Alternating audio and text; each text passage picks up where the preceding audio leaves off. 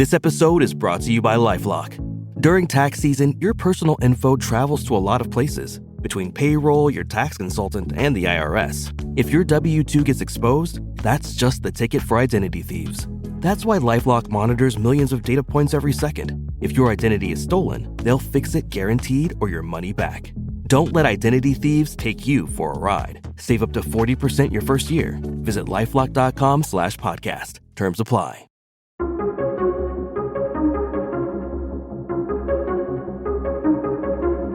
Hey everybody, welcome back to the Reclamation Podcast, where our goal is to help you reclaim good practices for life and leadership in Christ. If we haven't met yet, my name is Tony and I'm your host. I care deeply and passionately about helping you show up authentically every day in your leadership and your life with Jesus. Today on the podcast, the legendary Jami Nato.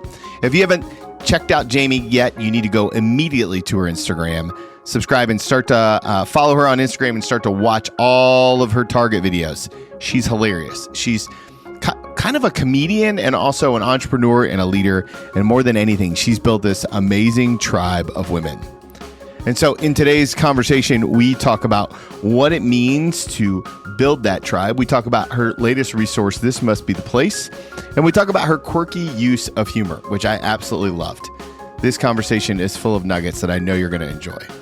So now, without any further ado, let's jump into my conversation with Jami Nato. Hey everybody, welcome back to the podcast. I'm so excited today to have entrepreneur, author, and somewhat kind of a comedian, Jami Nato. Jami, thank you so much for being here today. Thank you for having me. I don't normally get called a comedian, so that is exciting. That's a new label. Well, listen, I told you before we were recording, my wife absolutely loves your work and she follows you online. So when I told her that you were going to be on the podcast, we then went down the Target rabbit hole of, yeah, we'll get to that in a second. Sure. I want to hear I want to hear the origin story of that, but I kind of like to start in the macro with all the things that you do. How would you describe the calling that God placed on your life? I think, like, speaking of humor, I think I've always been a funny kid, or quirky at least. And I can remember being little and making people laugh and thinking, I love this feeling. And how can I use humor basically to draw people in and to say, like, she's not so stuffy. I wonder what her God must be like. So yeah, people may come in to watch me try on ridiculous things at Target, and they are heinous, okay? And I don't look good in them. But I am willing to take the hit for the mothers across the world. But for them to say, maybe this is a God that I could get near to, because if she can have this much fun, and I think sometimes Christians just are so serious and they take themselves so seriously and everything is urgent and, boycott, and it's just, and it's so intense. And to have a believer say, we're not all like that. And I'm having a really fun time out here. And I love God. I love that. I think one of the unique things about your platform is that you really let people in at a deep personal level. So, what's it like to be known? I'm going to use that word known, or at least to feel known to so many people. Like, over the years, you've kind of developed this tribe of mostly women, but people who are really committed to what God has you doing. I have to imagine it feels like they at least feel like they know you really well. What's that like for you? It is weird, I guess, in a sense that if you're out, and I'm not a huge influencer by any means, but I'm in Kansas City. And so a lot of people who follow me probably are in Kansas City too. But to be out and someone say, hey, I have a senior too, and I saw your kid is going to school today. And then I don't know anything about them. It's not weird that they know that about me, because I put it out there. But it's weird that I don't know about your kid that's a senior. So I feel like if you know all my deep, dark secrets, because, I talk about everything, then I feel like people should have to tell me at least 3 secrets. Like, upon meeting, you also have to share 3 deep, dark secrets. So that's maybe weird, but it's actually it brings me a lot of joy. The internet is bad, I guess, in a lot of senses, but it's good in that, you can reach a lot more people with the message of Christ, and people really feel like they know you and they feel like they can trust you. And I've worked hard to do that. So the fact that it brings all these people together, it's a great joy. I don't think it's weird in a sense of like, I hate it. It's weird in a sense of like, oh, I wish I had the capacity to know my followers like deeply. I think that there are a lot of listeners who are leaders who are building their platforms as they are growing their business and they're doing their work out in the world. How do you know when the right time to share something from your personal life is? Like, I've always heard it talked about like preach through scars, not through wounds, and various cliches over the years. What's your kind of policy on that? And obviously now you have kids who are also on the internet, so that's a double-edged sword. What wisdom do you have for us there? When my husband and I were going through our marital issues, infidelity, and just, it's tragic, especially being in the faith space. Your world is exploding. And I would say that's probably not the time for you to go on the internet and let everybody know about the deep woundings that someone has done to you when you're in the middle of it. And that's not to say you are welcome to do that with your therapist. Like, you are welcome to never stop talking about what you want to talk about and what's in your heart. But there are people that should go to, and there are people that should not go to. And I would say a crowd is not who you want to entrust your just deepest wounds with. I could tell, say there's a crowd of 50 people, and I could tell my story. And when I'm in the middle of it and I'm sobbing and I'm telling the crowd this, that's 50 people with 50 different woundings, 50 different backgrounds. And one of them is going to say, my husband cheated on me and he never came back. You got to get out of there. And, another one would say it's something totally different. But I could tell that to the same amount of people somewhere else, and you're going to get 500 different opinions. And I think it's just not very helpful when you are in a season of grief and mourning. And so I don't recommend that. I think you should tell your friends, your close friends. I think you should tell your therapist. I think you should tell your pastor if you have a pastor. Those are, I feel like, really safer places, but the internet is not one of those. Yeah, I think it was like Andy Downs says something that there has to be a difference between your private life and like your public life, and then you shouldn't have a secret life. Yeah. Wow. That's good. Yeah, I don't think secrets are your friend. So I think when I say, don't talk about that online, I think people really do hear me saying, just don't talk about it. And that's not what I'm saying. I love that. I don't think secrets are beneficial.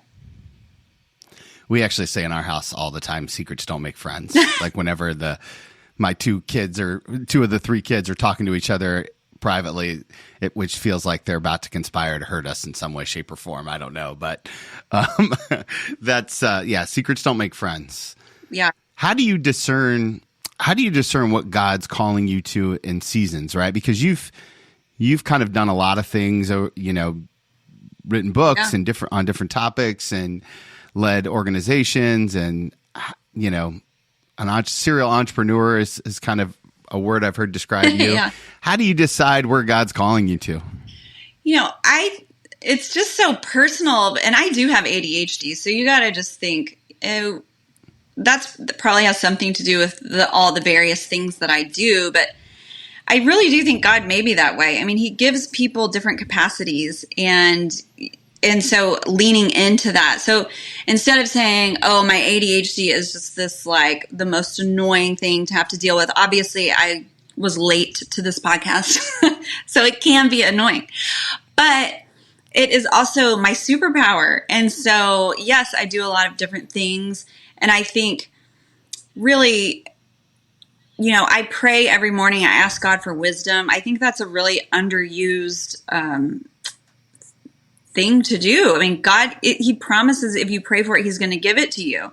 And we're not all praying for that. It is shocking to me that we are not starting our day saying, God, would you give me wisdom?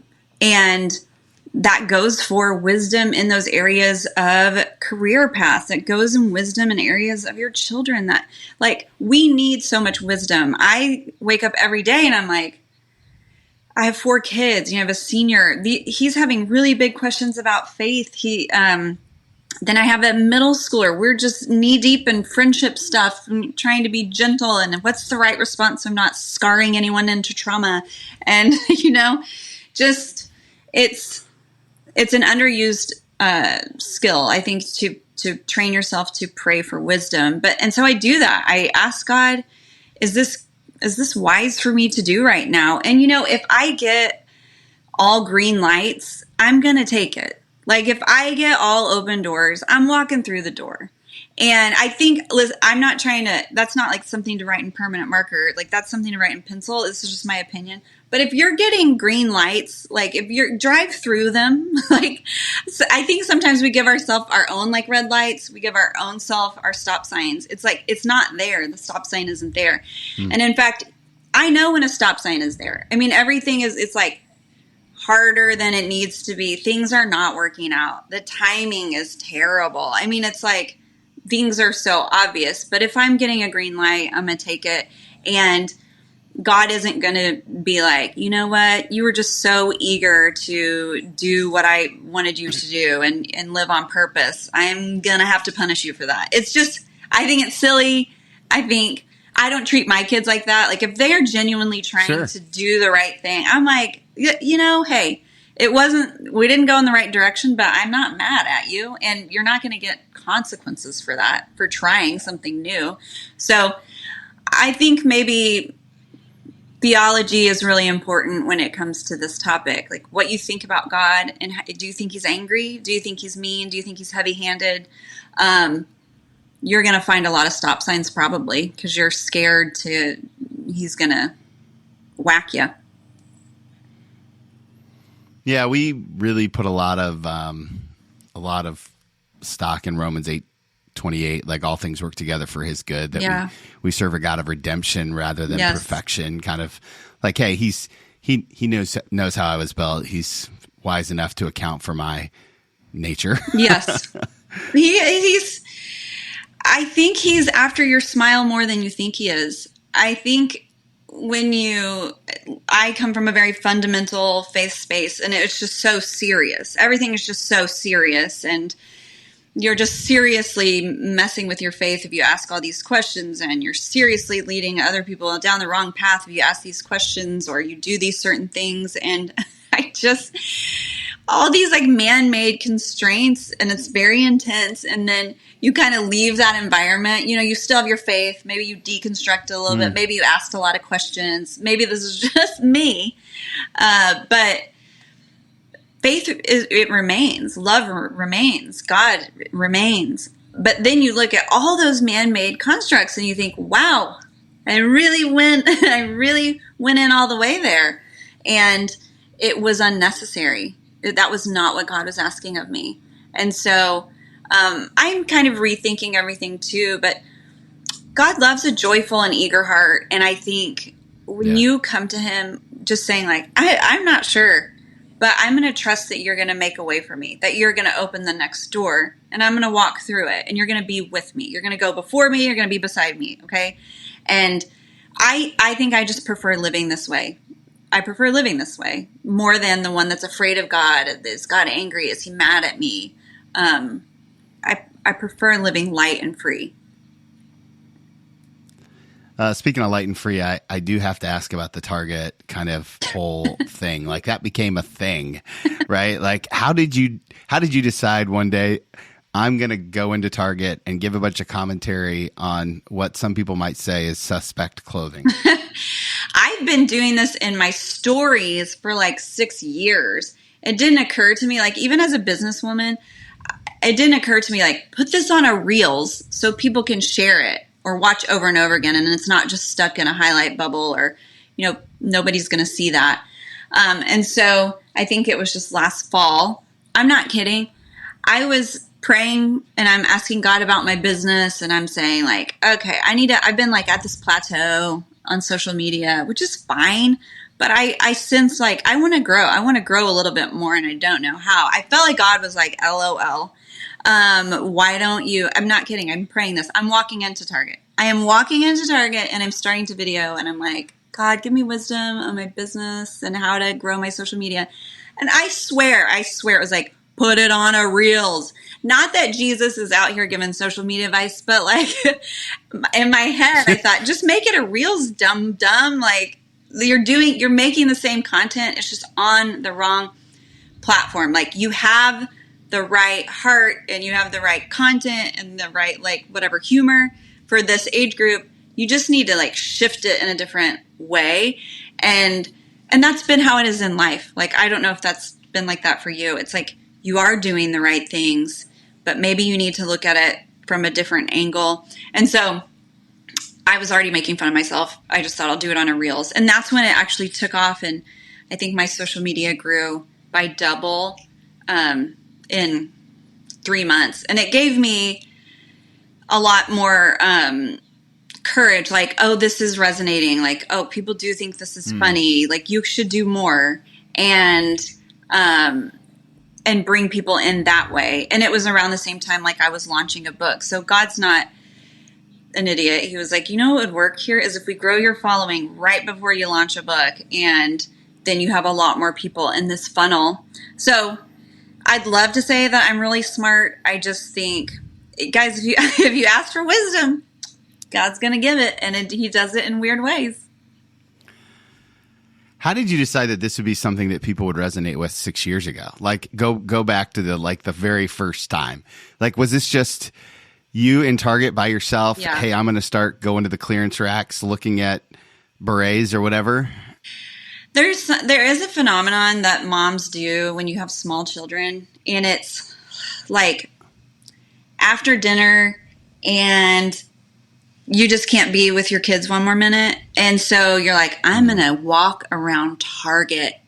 It's just like an act of defiance. We don't even need toilet paper. Like, we don't need anything. And I'm just going to go meander. And that is how it started. I was like, peace out. My husband was like, you need to go have fun. And so I just went to Target, and I thought, I think these things in my head anyway. I'm going to walk people through what's in Target right now for either, the moms who have like little kids and they can't meander around Target or whatever. And so I just started making stories, and then I got so many comments on them and people were laughing, and I thought, I really like this. It's a good feeling when you bring joy to someone's day. And so it's like addicting. Plus, you're shopping at the same time, and it's like all my gifts came into one, like the gift of shopping. Right, sure. Of laughing. And now you can write it off as a business expense. Truly. How did you get into writing? Like, I think that you're a very gifted storyteller, obviously, in your reels and everywhere else, but taking a look at your writing and that whole process, it's very personal, but it very much sounds like your voice. You have a very well-established voice in your writing. When did you dive into that practice? Well, I started blogging when it used to be a thing. We would blog because we didn't have Instagram, but you could blog, and it was free, so you had a blog spot. And I thought, oh, there's a free platform. I can write, and I don't have to use capital letters or I'm not in college anymore. Nobody's grading this. So I can literally write however I want. So I would tell stories like in journal form. It was cathartic for me. I have a newborn, a toddler. They do weird things, and maybe I can make other moms laugh. And I think probably 400 people were following me at the time, and I thought that was a really big deal. I mean, my friend was like, do you realize you have 400 followers? And I was like, I know. I am kind of a huge deal right now. But, to have 400 people looking at your work. That's not nothing. It's not nothing. So I just would write. If you put those people in a room, it would feel big. It would feel big. And it was a big deal to a mom who felt really alone. You're like, you have to be home every 3 hours for these nap times, and you're breastfeeding, and you're, and it's just hard, and to have an outlet. So I wrote, and I would say I did not learn to write in college, though I did. I mean, I think the only A I got in college was in creative writing. And I got an F- in algebra. So I had to take college algebra thrice, because I didn't show up a lot. And on the last, on the last algebra, they're like, this is the last time you can take this class. You have to pass it. And so I showed up and I passed. It's incredible what happens when you show up, but I didn't learn to write in college. Lessons were being taught to me. Little did I know, you're living your life. But when you look back on that time, like, you'll write about that time. And I do. But I didn't learn how to write there. I didn't learn how to write in high school. I wasn't good at all. And then when I started writing consistently on this blog, and I thought, nobody's grading me, I'm going to use my voice. And I learned to use my voice, like, write how you talk. But you need to learn to articulate things that the reader can follow, that the reader is entertained. So I always kept that in mind. Is this like educating in some way? Is this entertaining in some way? Is this engaging in some way? So I always thought about my audience. I don't know. I don't know if that's like cool to say. You're supposed to be writing for yourself. When I was blogging, I thought, who are the women that are reading this? What do they need right now? And how can I help them? So I've always kind of looked at it as like, who are my people and how can I serve them just like right now? Which helps me talk about hard topics. Like, I can engage in really hard topics because I already have your trust. You already know. I don't say anything lightly without, praying about it or asking for wisdom. And so that's kind of how I still run my business and my Instagram. Hey guys, just pausing this conversation with Jami to remind you to check out our brand new website, follow2leadcoaching.com. Follow to Lead Coaching is a Christian executive coaching and strategic planning business that I've started so that I can walk alongside you, the Christian leader, in all that you do. We talk about things like mission, vision, values, strategic objectives. We also dive deep into some of the heart stuff like wounds and what do we do with them.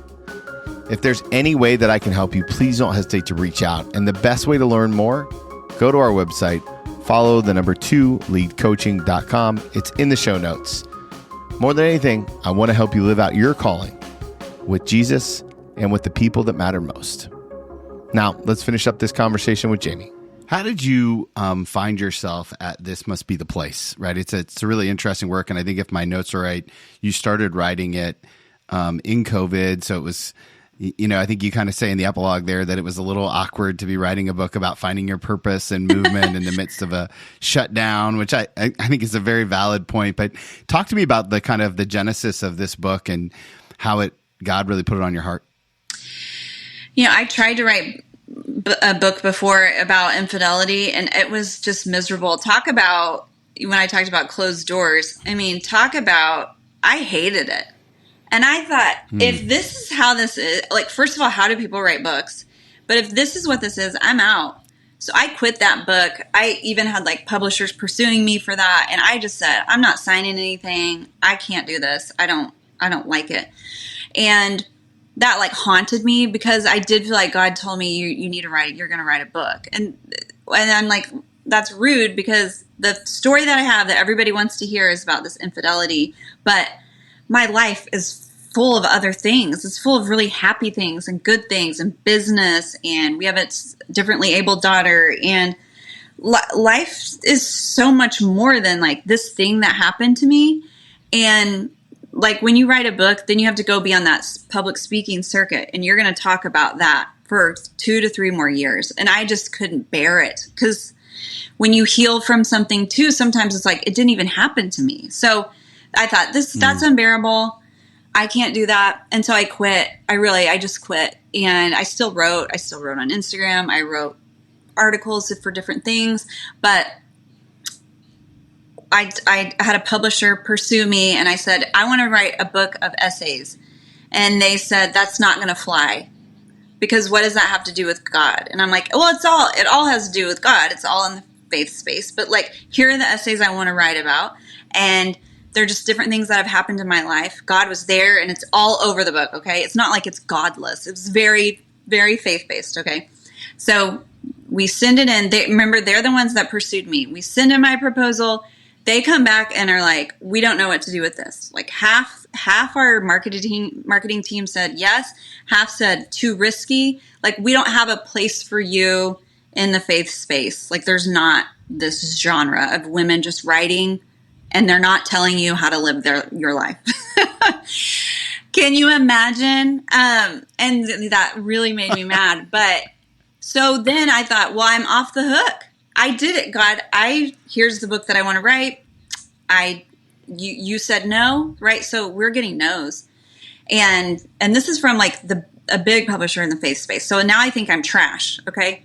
So I'm walking on the trail as I do. I walk like 5 or 6 miles every day. Gives you a lot of time to think. And I am like, God, I'm striking out. Like, what do you want me to do? And, give me wisdom, the prayer again. And this idea pops in my head. Do what you've always done. Just make it about the reader. And I thought, oh my gosh, every one of these stories is an arrow, is a breadcrumb to get me to where I've come today. And everything is not a coincidence. Like, every single thing that's happened, the good, the bad, the magnificent, the ugly, God is going to use all these things for my good and for his glory. And I call them breadcrumbs. And so I wrote a chapter. It's literally the same book that I presented to that publisher, except at the end I say, and now your turn. Like, how have you seen this play out in your life? I asked really intense questions. It's a cute book. It's pink and it looks like fluffy. And then we just slap you with these questions, but in the best way. And it's challenging. I'm saying, go back and dig up those things that you've buried, and I wonder if you're going to find treasure. Like, go back and dig up that thing that you've spoken death over and see if God raises it to life.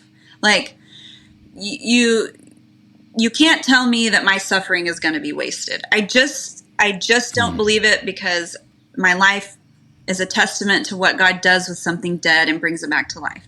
And he's done it over and over again. So I look at all those things that were like, even directional missteps for me were big old arrows to say, like, that turn this corner, let's go this way, And so I'm hoping that women read this, they start to find their breadcrumbs, and they start to live with just a huge permission slip, like, oh, this all ties together. And if I really believe this, and I really was like, this is who I'm supposed to be, this is who I'm made to be, that they would live with such intention. I mean, that they would change the communities that are right in front of their faces. We talk about, oh, you don't have to change the world. Get out of here. You serve like the God of the world, the God of abundance, the God who changes people's lives. Yeah, I think we should be changing our neighborhoods. I think we should be changing the world with the littlest things. I'm not saying you have to start a new organization or whatever. Like, go be with your neighbors. Like, invite all your neighbors over for dinner. How about that? Go serve on the PTO or whatever. Get really involved and let people see Christ's light. Like, and maybe something controversial, but everybody boycotting Target. I go into Target, and you should be a bright light. If you think that's a dark space, then go bring your bright light in there. Those employees are my friends. I know everybody in there. Okay, they know me. They let me terrorize that store. But just think about life differently. I hope that that's what I help women do. Is just like, think about life a little bit differently. And then out of that, you have this really full cup. You're living with such permission. And people are going to be attracted to that. One of the tools that you offer in the book are these treasure map words, right? And I'm wondering if you could kind of drill down on how you encourage the reader to wrestle with their own treasure map word. I think for me as a visual guy, like, I really love the idea. And I'm also the kind of guy that like lays out my values every year. Like, this is who I want to be and sort of thing. Like, so because it feels very similar to that. What's your goal with the treasure map word when it comes to the reader? Yeah, one of my giftings I think that I can do is I am good at bird's eye view. Do not make me do the minutia, but like I am good at bird's eye view. I am the person who can take you from 0 to 90, but that 90 to 10, you need somebody else. Like, go get someone who's going to live in that minutia and finish it. I'm more of like a visionary or like a pioneer. And so what these words do, you go through the book and you're answering all these questions, and I encourage you to just not overcomplicate it and to see how you answer that question and to pick out a word that maybe describes that situation. So, when I was thinking about, I feel bad that I'm selling people things. Women shouldn't sell things. They shouldn't, have so much fun out here in the marketplace. And I really prayed to God, like, take this away from me, because obviously I'm just like greedy and I love money apparently or something. And I really do feel like the picture that came into my head was when I was 8 years old, 8 to 10. And, what do you do when you're 8 to 10? You're not in your free time. You're not doing anything you don't want to do. Like, when you're 8 to 10, What are you doing? You're playing house. You're playing doctor. You're playing school. You're digging around in the dirt. You're like your imagination. You're digging for dinosaur bones. Like, what are the things you're doing when you're 8 to 10? I was pulling around a rusty red wagon and selling rocks to my neighbors. Like, I was selling rocks from their own yard back to them. It was curated, well, some could say, and they were buying them. And I had a goal because we were so poor. And so you don't go ask your parents for money. Your parents don't have money, and you know that. And so you have to like turn something out of nothing. And so here I am. I've got rocks. I had my mom's leftover zinnia seeds. She said I could pick some of those and put them in little baggies. And then I would go like selling drugs. And then I would go, knock on my neighbors' doors who were elderly, and they would buy them. And I made enough money to buy my New Kids on the Block cards that I wanted. And, when I thought about that memory, I felt like God was like, I made you, literally, you love selling. You have always loved selling. Like, go sell. And go be in the marketplace. Like, be free. Here's your giant permission slip. So, that's one of the stories where one of my words is like, sell. And just to be able to say, I like selling and I like making money, but not for selfish ambition. I love what money can do for my community. I love what money can do for causes that I love and want to get behind. I love that money can make an impact outside of our lives. I don't love money. I love that the impact I can make with that money. And what I want, no offense to the dudes here, but women are just more philanthropic. Just traditionally, they give more and they direct where the funds go. They have a pulse on their community. Women are just these fascinating creatures, extremely generous, like too generous, as we all know. And if women don't have money, what do they give? They give their time. And they just are so generous. And so one of my passions is to help women make money. Like, get out. If you want to sell and you like it, I want to help you.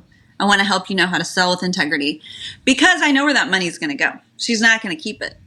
So, I look at things a different way. But when you have that bird's eye view and you're saying, oh, here's my permission slip. I am a teacher. Like, I've been teaching this whole time. Like, you can look back and say, or I am a builder. I have been literally building from age 8. It's what I love to do. And then you start thinking of different ways to live your life now. Like, is this where I'm best suited? And rethinking kind of some things about, is this how I want to be living my life? And my book came out as COVID ended, or it was pretty much done at the time. And not that it's ever done, but, and I'm sitting here writing a book on purpose when everybody's sitting in their homes, could care less about purpose. But I think when we came out of COVID, everybody thought, is this what I want to be doing? Like, we all kind of had a reset. And we're saying, is this how I want to live my life? Is this what I want to live for? Life is short. It really is short. Is this how I want to be spending it? Am I hiding my talents in the sand, or am I using them? And that is my biggest encouragement for women. Like, don't hide it. Don't hide it. We need people to wake up and start using their gifts. This book is also what I like to call like sneaky Jesus. Like it's like it's a book about life, and then Jesus is clearly woven in there. And did you learn anything about God in the process of writing this book, or what did you learn about God? I mean, writing a book is like, you turn in a proposal and you say like, this is what I want to write about. And then you start writing it and you're like, yeah, okay. Didn't see that coming. Thanks for that, God. It's a wild ride. I think I was more like, I believed in this concept. I really did. Like, there's breadcrumbs everywhere if you just look for them. But seeing that in my own life, and now coaching enough women to kind of find that in their lives, I am just more astounded at God and how he weaves our stories together for his glory, and how everything is so on purpose. And I don't know if you've seen that graphic. There's a graphic that talks about, and it kind of looks like a rainbow, but there's like literally 300,000. All the connections between the Old and the New Testament? Yes, it's like, this is talking about this in the New Testament. This is talking about this old prophecy. Yeah. They're all these like, and I think that is what our lives are doing. They're just talking. They're talking to our past. They're talking to our future. They're talking to something bigger than ourselves. God doesn't work in time. And just seeing how it all comes together, you really can't help but you have to live on purpose. If you really see that and you really look at your map and you see all the things that God has done, and you take a minute to like, just like Ebenezer that thing, and you can't help but say, I gotta get out there. I gotta use my talents. I gotta use my gifts. I gotta live on purpose. And because God, look at what he's done. Look at what he's doing. And I think that's really attractive. Like, this isn't the gospel. This isn't like a gospel to get you in church. It's not like a gospel of politics. It's not like the gospel of self-help. It's the gospel of like, look at what God has done in your life. Look how he's cared for you. Look at what your suffering has formed a very unique empathy for you. And just reframing, like, I think God is the great reframer. And I think there's a movement in Christianity today to just, and even not in Christianity, actually Christianity mimics the world in this. And it's like, it's really hard and it's really bad, and let me have my suffering and let me just sit in it and don't tell me it's going to be okay. And I see that a lot. And I say, that is not the God that we serve. He is the great redeemer. He is the great reframer. Yeah. He takes the dead and he makes it alive. It's not even broken. It's dead. And he makes it alive. And he does that in our lives. And so, yes, you can mourn. There are times of mourning. But I would say we don't sit in that. We live as a people marked by hope. So, I think this is, I write about my life. I tell you stories. You're not going to feel like hit over the head with like, now I have to live this certain way. It's more like, here's what God's done in my life. I dare you to go see what God's done in your life. Okay, preacher, I'm about to pass the offering plate. That was good. Well, I'm going to seminary. You are going to seminary. Do you see yourself preaching? I already preach. So, to my audience on Instagram, I like speaking, like when I get to talk about this book, we all go to church. I mean, it doesn't matter. I talk to even secular groups, and the concept works. This concept works in a secular group. We can all do a little personal development, but I can't help it. Like, I can't help what God has done. And I'm not going to stop encouraging other people to see what God is doing in their lives. I mean, that is the only thing we have. Like, it's hope, right? Like, Amen. If you're not hopeful, it's so depressing, and it's a mad, mad world that you live in. And you just need, I don't know, I feel like a pastor, preacher, pastor may be different, but I feel like I'm more of a pastor. I'm more of like a Sherpa. Like, I have the flashlight. I don't have all the answers, but like, I'm 2 steps ahead of you. Come look this way, and just having a heart for the people to find the shepherd, to find their pasture, to get out of those dangerous clefts and come to the greener pastures, like this is where life is. I love it. Okay, I have one more question for you, but before I ask it, I know that all of my podcast family is going to want to connect with you all over the interwebs. Where's the best thing to learn all things Jami, what you're doing, what's next, all the jazz? I mostly do the Lord's work on Instagram. I think it's easy. I'm sort of lazy. So I think Instagram is where you want to. I have a website and stuff like that. You can go, if you want to know all about marriage or infidelity, there's a little marriage tab and you can read all my deep, dark secrets. There's a highlight bubble on my Instagram.